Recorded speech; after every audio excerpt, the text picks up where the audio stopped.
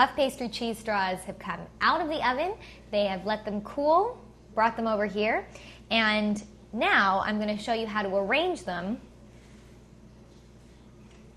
so that they add some height to your table. Not only is this dish really tasty, and I mean, it's just the flaky puff pastry with the cheese is just really good combination, but it's also really nice decorative thing to have on your table. Now you'll see that if I just used the vase on its own, well, the cheese straws would be completely lost in the glass and not very easy to get at for your guests. So I've just filled it with some clean decorative rocks. You can get those at the craft supply store or even the florist. Sometimes you can ask them for it. And I'm just arranging them like that, and it'll add some, just, you know, a point of interest to your table, a bit of grandeur.